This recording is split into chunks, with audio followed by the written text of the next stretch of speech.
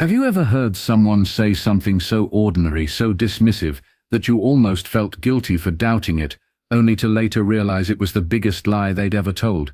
That's what happened to me the night she said, "We're just talking." She tossed it out there so casually, like it was an afterthought, as if those 3 words were enough to dismiss the unease burning a hole in my gut. I remember the way she said it too, shoulders shrugging, eyes just a little too wide, voice carrying that light laugh she used whenever she wanted to make me feel like I was being ridiculous. "We're just talking." Like I was some paranoid fool for even asking. And for a while I let it slide, because you do that when you love someone. You silence your gut. You swallow your suspicion. You tell yourself you're overthinking, because the alternative, the possibility that they're lying to your face, would unravel everything you thought you knew. But lies have a way of leaving fingerprints. The first one was her phone, always buzzing, always clutched too tightly, carried everywhere like it was oxygen. She used to leave it on the counter while she showered, face up unlocked. But then one day she didn't, and then it was every day. Notifications turned into shadows, and shadows became the only company I had. The second was her laughter. She laughed differently with him, lighter, quicker, as if she was rediscovering a version of herself I hadn't seen in years. I caught it one evening when she thought I wasn't listening, when she was on the phone in the kitchen, her hand pressed to her lips like she was hiding a smile that didn't belong to me anymore. And the third was the bag. It happened by accident. She was getting ready for a trip, a work thing she said, though she'd been vague about the details. She left the luggage bag open on the bed while she showered, clothes folded neatly in stacks beside it. I walked past without meaning to look, without wanting to see anything. But then I did, because tucked between her blouses and dresses, folded so carefully it made my skin crawl, were his clothes. A shirt I'd seen him wear before, crisp and ironed. A pair of jeans that definitely weren't hers. Even his socks, rolled tight, like she'd packed them with the same care she used when folding mine. I froze, my breath hitched, my chest squeezed, and for a second I thought maybe I was imagining it. Maybe I'd gone insane, seeing things I wanted to see. But when I reached down and touched the fabric, felt the weight of his clothes in her bag, the truth hit me like a punch to the gut. They weren't just talking. I stood there in that quiet bedroom, the steam from her shower drifting through the door, and I realized that every doubt I had, every suspicion I'd buried, had just materialized in cotton and denim, right in front of me. She wasn't going on a work trip. She wasn't traveling alone. She was packing a piece of him, carrying him with her, right under my roof. My hands shook as I put the clothes back exactly how I found them. I didn't want her to know I'd seen, not yet, because if she thought I was still blind, she'd keep slipping. And if she kept slipping, I'd catch more. When she came out, towel wrapped around her, humming softly, she smiled at me like nothing had changed. "You okay?" she asked, drying her hair. I forced a smile. "Yeah, just thinking about work." She leaned in, kissed my cheek, and said it again with that same casual tone. "Don't worry, it's just a work trip." But in my head, all I heard was the echo of her earlier words. "We're just talking." That night I lay in bed next to her, staring at the ceiling. The image of his clothes in her bag burned into my brain. I thought about every late night she'd brushed off, every time she told me not to wait up, every unexplained smile that wasn't meant for me, and the more I thought, the more I knew. I couldn't keep pretending I didn't see it, but I didn't confront her. Not then, because confrontation would give her an out. She'd cry, deny, twist. She'd say the clothes weren't his, or that she was borrowing them, or that I was paranoid. I could already hear the excuses forming on her lips. And I wasn't going to give her that chance. Instead, I started planning. Quietly, patiently. I checked her emails when she left her laptop open, her messages when she was careless enough to leave her phone unlocked for a second. I noted the hotel reservations, the receipts, the late-night calls logged under names I didn't recognize. Piece by piece, I built the puzzle, and with each piece, the picture became clearer. And the picture was this. She wasn't just talking. She wasn't just laughing, or texting, or sharing jokes. She was building something with him. Something she thought she could hide in a luggage bag under folded shirts. That's when I realized I didn't want a private confrontation. I didn't want another screaming match behind closed doors that ended with me doubting my own sanity.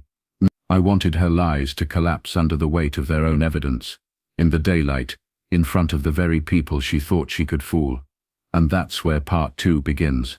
Not with suspicion, not even with the first discovery, but with the decision I made that night, lying awake beside her, to let her dig her own grave with every lie, every trip, every just talking, until the moment I laid it all out and forced her to face the truth she thought I'd never find. I remember watching her wheel that luggage bag out the door the next morning, the same one I had peeked into, the same one that carried his clothes, folded as carefully as if they were sacred. She kissed me on the cheek, smiled with that effortless warmth, and said, "Don't worry, I'll call when I land."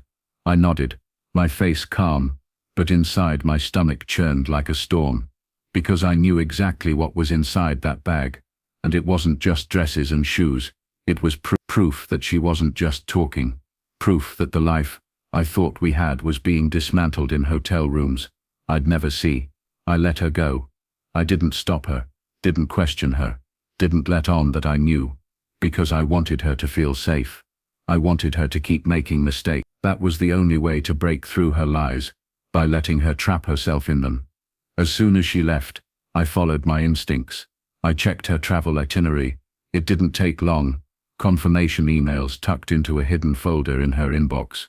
A reservation for 2 at a 5-star hotel. Dinner for 2 at a restaurant that required booking months in advance.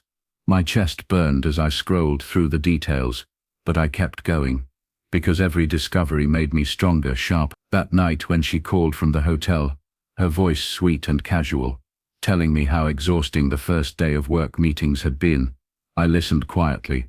I let her paint her picture, her little fiction. And when she said, "I miss you," I smiled bitterly at the phone, and whispered back, "I miss you too," while staring at the printout of her dinner reservation, my hands trembling not with weakness but with resolve. I wasn't going to confront her in the privacy of our bedroom. I wasn't going to give her the chance to twist and spin. No, I wanted the lies to end in a blaze of truth. She couldn't escape. The chance came 2 weeks later. Her family was hosting a dinner, one of those big, noisy events where everyone crammed into the living room with drinks and laughter, where the illusion of togetherness covered every crack in the walls. She insisted I come, said it would look weird if I didn't. I agreed because I knew it would be the perfect stage. I didn't go empty-handed. In my folder were the receipts, the emails, the hotel confirmation, even a printed photo my friend had managed to get of her walking into the hotel with him, her hand brushing his arm, her smile brighter than I'd seen in years. And tucked neatly into the folder was the detail that wrote it all, a picture of his clothes folded inside her luggage bag. When we arrived, she was glowing, introducing me to cousins, laughing at her father's jokes, pouring wine like the perfect wife. And he was there too, not hiding, not avoiding, bold, sitting at the table like he belonged. My chest tightened, but I stayed calm, because this wasn't the time to lose control. This was the time to end the play. Dinner went on, the chatter loud, the clinking of forks and glasses steady, and then her father raised his glass for a toast, talking about love, loyalty, the beauty of family. Everyone clapped, glasses lifted high, and that was when I stood. If I could say something, I began, my voice even. The room quieted, all eyes turning toward me. She smiled nervously, her hand brushing mine under the table, her eyes wide as if she already knew. "I want to talk about truth," I said, "because truth matters. Without it, there is no love, no family, no marriage, and sometimes the truth doesn't shout. It hides. It hides in late-night calls, in vague trips, in words like 'we're just talking.' But eventually, the truth comes out." I opened the folder and laid the papers on the table, one by one. The hotel confirmation, the dinner reservation, the receipts, the photo of her with him, and finally, the picture of his clothes folded in her bag.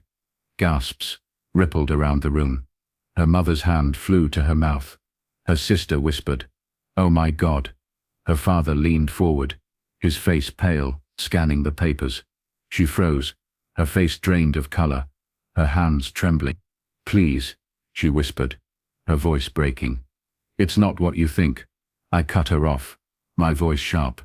Don't you dare say it's not what it looks like, because I saw his clothes in your bag.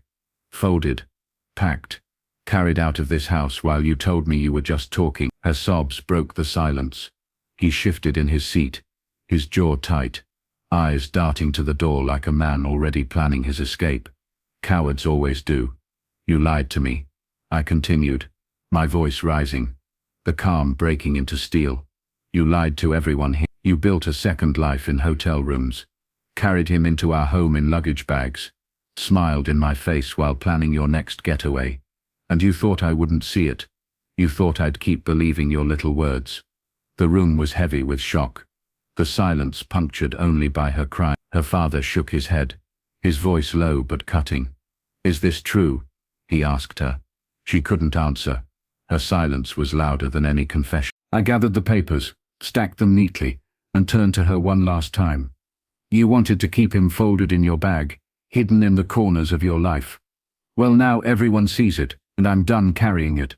And then I walked out. The night air outside was cold, sharp, but it felt like freedom. Behind me voices rose, hers pleading, her family's angry, whispers swirling like smoke. But I didn't look back. I walked to my car, started the engine, and drove. For the first time in months, maybe years, I felt like I was moving towards something real. The aftermath was chaos. She called for days, her messages swinging from rage to despair. How could you do that to me? She screamed in one voicemail. Please don't leave me. We can fix this, she begged in another. But betrayal isn't fixed with apologies. You can't fold someone else's life into your luggage and expect to unpack it without consequences. I met with a lawyer. I handed him the folder, every page in order. He flipped through it, nodded, and said, "You've got everything you need." Weeks passed. He disappeared, of course he did. Men like him always vanish when the light gets too bright. She was left alone, her lies crumbling around her, her family fractured by the truth, and me. I rebuilt slowly, painfully, but I rebuilt. And sometimes, when people ask me what happened, I don't tell them the whole story. I don't need to. I just say, she told me they were just talking. Then I found his clothes folded neatly in her luggage bag. That's enough, because everyone knows what that means. She said they were just talking. But in the end, the truth was louder. The truth was packed in a bag, folded in fabric, carried out of my house without shame. And the truth was what set me free.